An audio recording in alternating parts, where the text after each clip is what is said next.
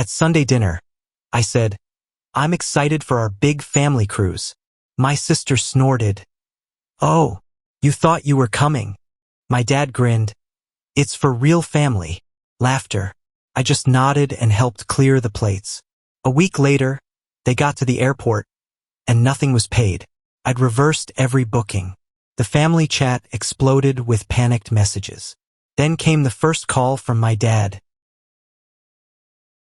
The last thing I ever expected to hear at Sunday lunch was my dad telling me in front of everyone that they'd be flying to Hawaii on my money. There was no build-up to it. No softening of the blow. He just dropped it in the middle of the conversation like he was commenting on the salad dressing. I thought he was joking at first, that maybe it was some kind of messed up attempt at humor, but then Angela pulled out her phone and started scrolling through the resort pictures. Michelle mentioned how she was hoping to swim with dolphins and wondered if I had remembered to book that excursion. My mom looked at me and said she was glad I'd finally decided to do something meaningful for the family. All of them just sitting there calmly discussing their vacation like it was something we planned together. We hadn't. In fact, I hadn't even told them when I booked my own flight. I'd been quietly saving for nearly a year, not with extra money lying around. Real saving. Stretching every paycheck, taking on ugly weekend shifts, selling stuff I used to love. No social life, no takeout, no days off unless I was sick. I had a spreadsheet with daily goals, and I hit them like it was religion. All I wanted was 1 week in Hawaii. Alone, no noise, no one asking me for favors.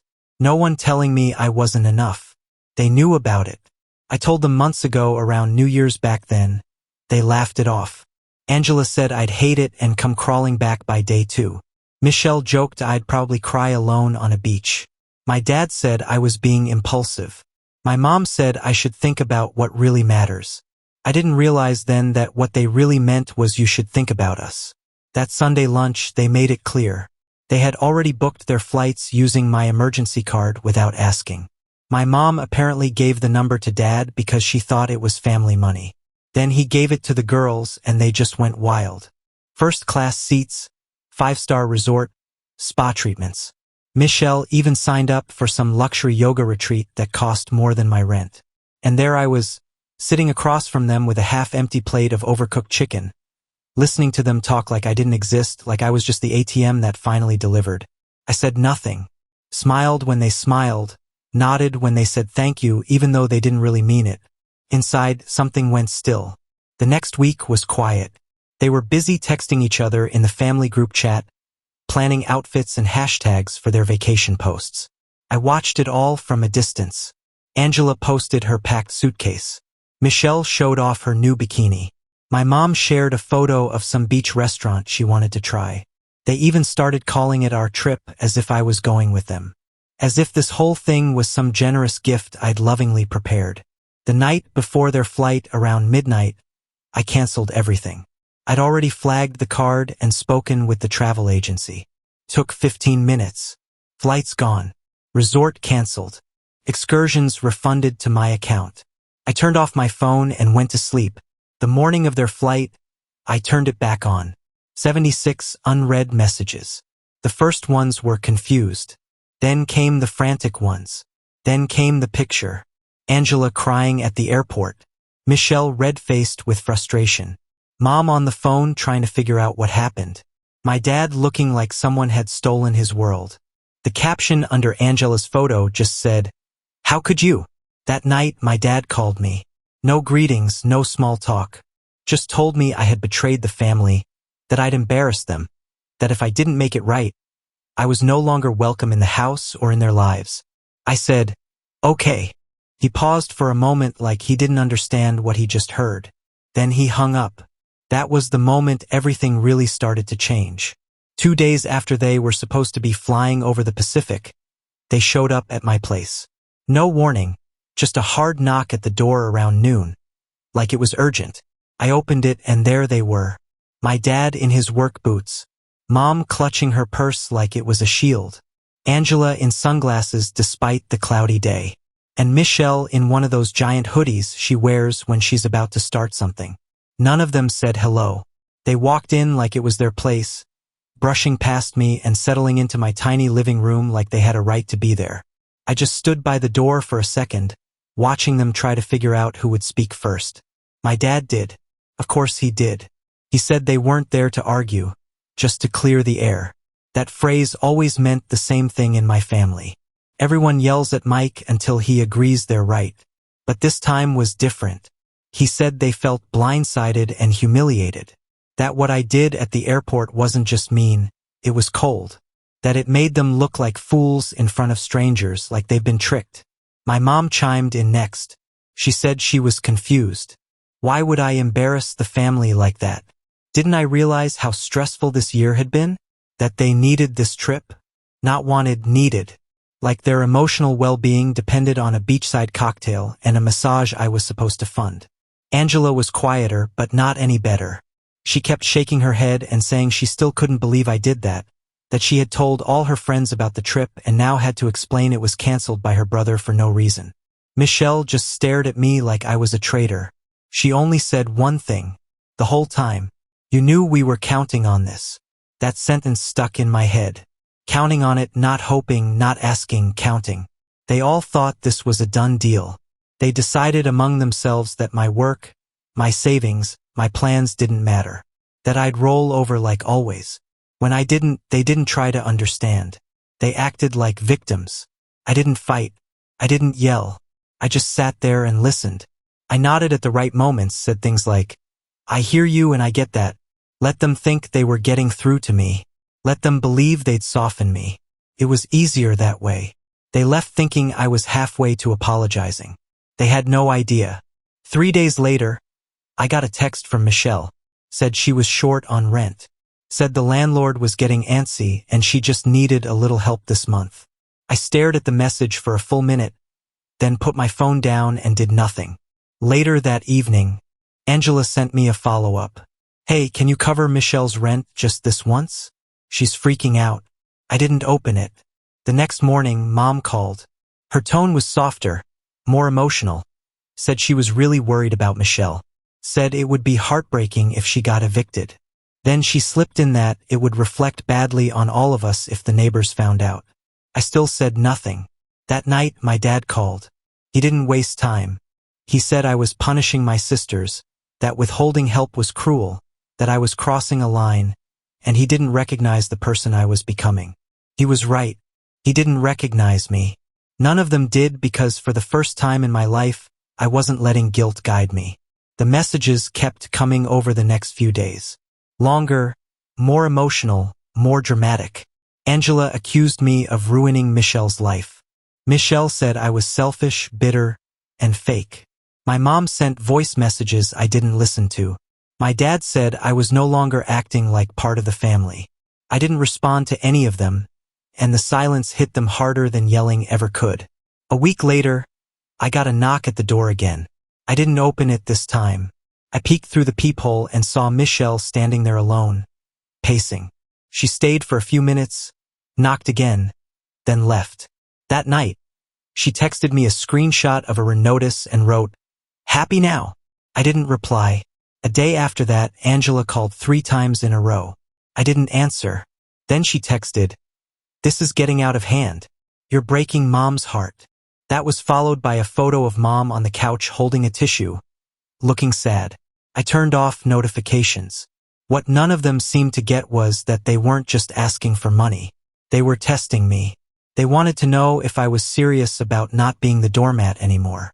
They were pushing at the door trying to see if it would open again like it always had. Didn't. And that's when the tone changed. The next few days, things escalated. My dad sent me a long message that looked like it had been written in Word and copied into a text. He called it a formal response to my behavior. He said I was cold, that my selfishness was destroying the family bond, that I needed to make amends or I'd be on my own for good. I replied with one word, understood. That set off another chain of messages, this time from my mom. Long paragraphs about sacrifice, love, family. She said they raised me better, that I'd forgotten who I was. Then came the part that really showed their hand. If you keep this up, your sisters might have to move back home. Do you want that for them? For us? That was it. That was the real problem. Not Michelle's rent. Not Angela's spa day. not their hurt feelings. It was inconvenience. They didn't want to deal with the mess they made. They wanted me to keep things quiet, manageable, clean, but they broke it. And now they were trying to guilt me into taping it back together. I didn't flinch. I didn't send money.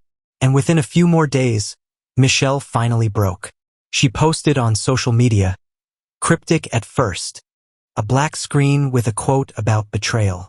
Then a selfie with a caption, "Guess who's moving back into the dungeon upside down face." It wasn't subtle.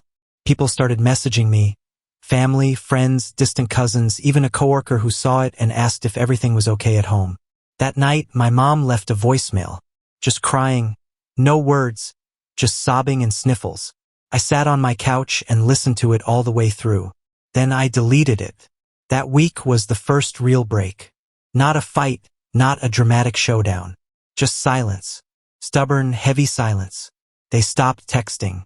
No calls, no guilt, no threats. It was like a standoff. They were waiting for me to blink, but I wasn't going to. Not this time. By the end of the second week, the silence had started to feel normal. Not peaceful exactly, but clean. For the first time in years, my phone wasn't vibrating with demands disguised as concerns. There were no guilt-laced voice notes, no emergencies with the rent, no phone calls that started with, "We hate to ask," and ended with my bank account lighter. I went to work, made dinner, took walks around the block like a guy who didn't owe anyone anything. It felt almost eerie, like they were hibernating, waiting for me to crack and come crawling back. But I wasn't planning to. I felt steady for the first time in a long time. Then something weird happened. It was a Wednesday. I came home from work and there was a package sitting in front of my door. No return address, just my name written in permanent marker. I hadn't ordered anything and it didn't look like something from a store. It was taped up like someone had rushed through it, like they wanted it gone fast. I brought it inside and opened it on the kitchen table. Inside were papers, stacks of them, printed out and crammed into a file folder. At first, I thought it was junk until I started reading. They were screenshots, emails, text messages, chat logs, dozens of conversations between my family. Some were from months ago, others from just a few weeks before the Hawaii blow-up. The more I read, the colder I got. Angela had written to Michelle, "Don't worry, he's not going to do anything. Mike doesn't know how to say no." Michelle responded, "He'll be pissed for 5 minutes. Then he'll cry and send the money like always." Another thread between my dad and Angela talked about how to justify it if I pushed back. "Just say it's about healing the family. Guilt him a little," he wrote. "He falls for emotional stuff. Use mom. She's the only one he halfway listens to." Then I found a message from my mom to Angela. "Don't tell him everything. Just enough to make him feel included. You know how he gets when he thinks we're excluding him." And it wasn't just about the trip. There were messages going back years. Rent payments, bills, even my birthday dinner 2 years ago that I thought they paid for.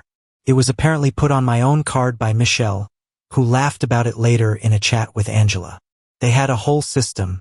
I was their backup plan, their emergency fund, the invisible thread holding up the mess they kept creating for themselves. I had to sit down. I kept reading, not even feeling angry anymore, just stunned. There was a sense of something shifting, like gravity had changed, like I'd finally seen behind a wall I didn't even know was there. I still don't know who sent it. No note, no signature, just the truth dumped in a box. I checked the postmark. Came from across town. Someone nearby. Maybe someone in the family. Maybe someone who had had enough. Whoever it was, they wanted me to see it. That night, Michelle posted a crying selfie on Instagram. Real tears this time. The caption said, "Some betrayals you never recover from." In the comments, her friend tagged me. Just wrote, "Dude, seriously?" I didn't respond. I didn't need to. Then my phone rang. It was my dad. He didn't yell. He sounded exhausted. Said the situation had spiraled and that they were willing to come by and talk like adults. Said they just wanted things to go back to normal. I told him, "Sure. Come by tomorrow." I was calm when I said it because now I wasn't wondering anymore. Now I knew exactly who they were. They came exactly when they said they would.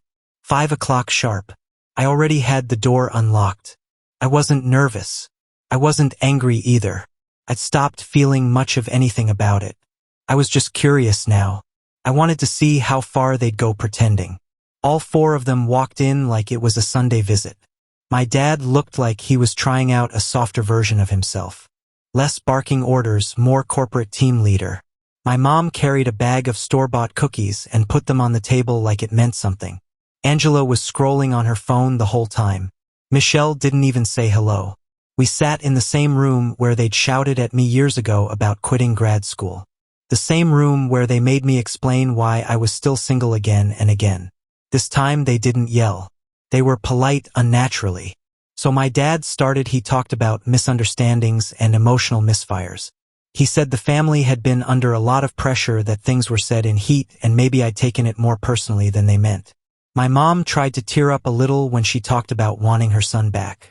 She said she missed my presence like I was a ghost that used to wander their house and now haunted someone else's life.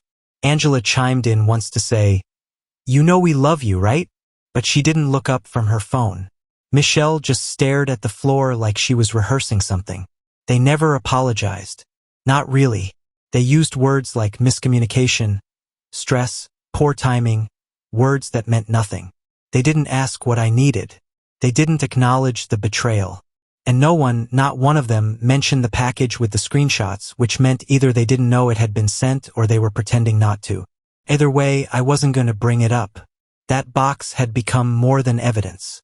It was leverage, and I wasn't in the business of wasting leverage on people who only cared about comfort. I played along, nodded, said I understood, asked how they were doing. I let them believe it was working. They left after about 45 minutes. My mom hugged me tight. My dad shook my hand like we'd signed a contract. Angela gave a side hug and mumbled, "See you soon." Michelle didn't even turn around when she walked out. The next 2 days were quiet. Then the request came. Michelle texted me, "Hey, I know we're all good now, but rent's late. Landlord's freaking just this one time. I swear." I stared at the message for a while. Not because I was thinking about helping, but because I was watching how quickly the mask came off. I didn't respond. Angela texted next. "You said we were moving forward. Don't punish her." That word again, punish. That's what they thought this was. Not consequences, not accountability, just punishment. In their minds, the only reason I'd say no was to hurt them. Then came the full collapse. First a call from my dad, voicemail only. It started measured, then turned into shouting. He said I was manipulating the family, pretending to make peace just so I could twist the knife later. That I was playing games. Then my mom, she sent 6 messages in a row, all emotional spirals. She said she didn't recognize me anymore. That I used to care. That I used to be the good one. Angela left the family chat, rejoined, left again, then posted a story on Instagram with a quote about betrayal and "Some people will watch you drown and call it growth." Michelle finally dropped the act. She left a voice message.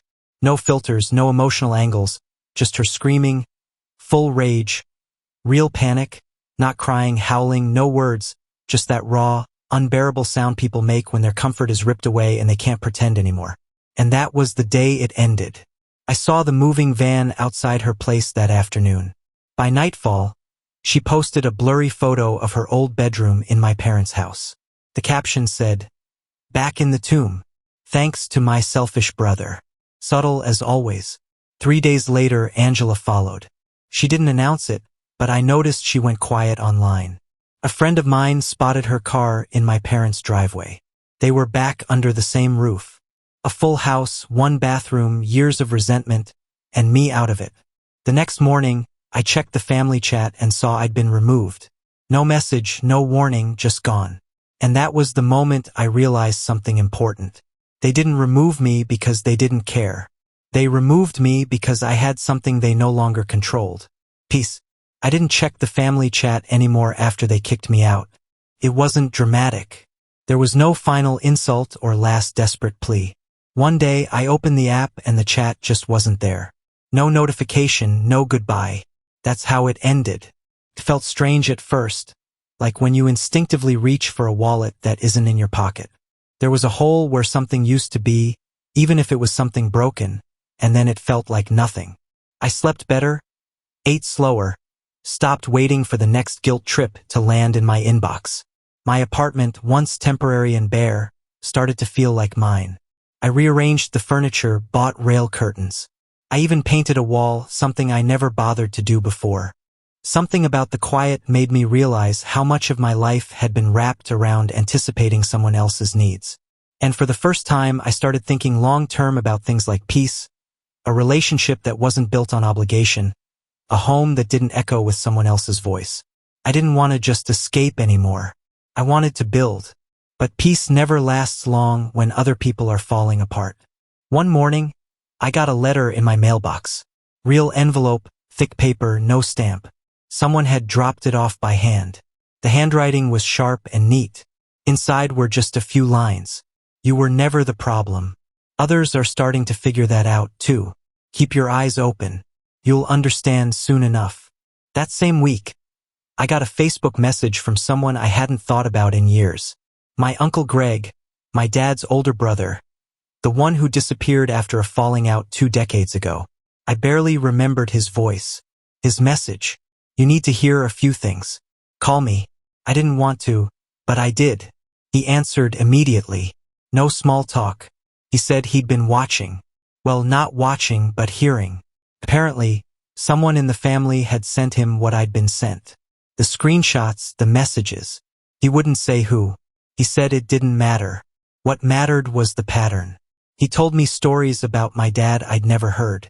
How he used to do the same thing to Greg, drain him, use him, guilt him into giving more than he could. Greg walked away when he was 32 and never went back. Said he recognized the same thing happening to me, just dressed up in modern clothes, group chats instead of family dinners, Venmo instead of guilt-laced birthday cards. Then he told me the part that stuck. My dad wasn't just acting out of pride or anger. He was covering something. Debt. Greg found records, court filings, quiet asset transfers, a business and serious decline. He said the Hawaii trip wasn't a celebration. It was a distraction, a desperate attempt to hold up the illusion of stability before it all collapsed. And now, with me out of the equation, it was collapsing faster. I asked why he was telling me all this. He paused, then said, "Because I know what it's like to be told you're the bad guy when you're the only one waking up." He offered a place to stay if I ever wanted to disappear for a bit. Oregon, remote, quiet, no strings. I didn't say yes, but I didn't say no. Over the next month, pieces started to flow back to me through other people. A coworker mentioned Michelle was working at the same coffee shop she used to make fun of. Someone else told me Angela had posted a crying video. Again, this time about toxic family patterns. My mom was seen outside the supermarket talking to herself, pacing. My dad sold his motorcycle, then his tools, then apparently half the furniture. They never reached out again. Not once. They weren't ignoring me. They were pretending I no longer existed. That's how they managed it. If they acknowledged what happened, they'd have to admit they lost something they thought would never leave. And the truth is, they didn't lose me because I hated them. They lost me because I finally believed them. Believed that if I stood up, they'd walk away. And they did. But not before I learned the most important thing. Sometimes the only way to heal is to burn the bridge and keep walking until the smoke disappears behind you. It's been 3 months since I last heard from any of them. No texts, no calls, no letters, just silence. And honestly, it's been fine. Surprisingly fine. Michelle still lives at my parents' house. I heard from a friend of a friend that Angela tried moving out again but couldn't keep a roommate. My dad's business is still standing barely and my mom hasn't been seen much outside. But none of that really concerns me anymore. I'm still working, still building. I started seeing someone not serious yet, but healthy. Easy. We cook together, talk late. She doesn't know much about what happened and I don't feel the need to explain all of it. Sometimes I walk past the places where I used to meet them, restaurants I paid for, stores I waited outside while they shopped. I don't avoid them. I just keep walking. I'm not angry. I'm not bitter. I'm just done. And for the first time in a long time, that's enough.